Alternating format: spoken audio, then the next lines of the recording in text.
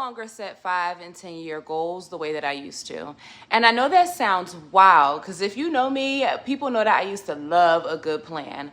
I loved writing out the vision, creating the aligned checklist, setting the timeline, and getting the satisfaction of checking things off as I reach them.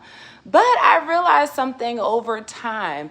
The way that I was planning my life was actually starting to limit my potential because so many of us millennials especially grew up with the checklist. Go to school, get good grades, get the job, get married, have children, buy the house, and keep climbing.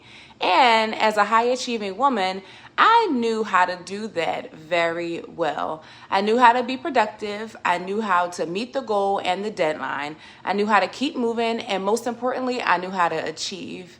But a few years ago, when I was in my early 30s, I was reviewing my 5 and 10-year goals, and I realized that I had actually surpassed a lot of them much faster than I had expected, even though they were ambitious.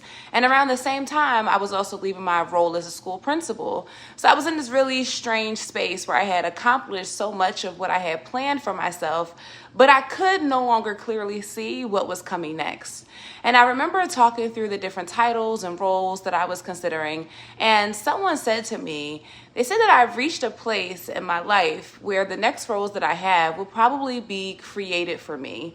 And that sentence really stuck with me because it made me realize that I was trying to plan for a future that I can't fully see yet. And not because I lacked direction, but because I was growing into a version of myself that required more imagination than a traditional checklist could hold. So now I think less in rigid 5 and 10-year goals and more in milestone markers. So for example, I know I want to reopen my childcare centers within the next few years. By 40, I want to have my nonprofit for single mothers. And for 50, my life is going to be in a place where I can have my hobby winery on my homestead, making wine for the community that I have built around me. So those are my major life markers. But the path between here and there, I'm allowing that to unfold through my experiences, my alignment, my discernment, and my own growth. Because for the first time in my life, I fully trust me. So I don't need a perfect checklist of next steps to know that I'm moving in the right direction.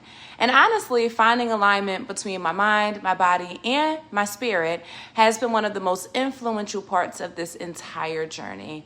I feel the most secure I have ever felt in my life, and not because I have the answer to everything or because everything is perfect, but because I finally trust the woman that's making the decisions. So if you're in a season where the old checklist no longer fits, it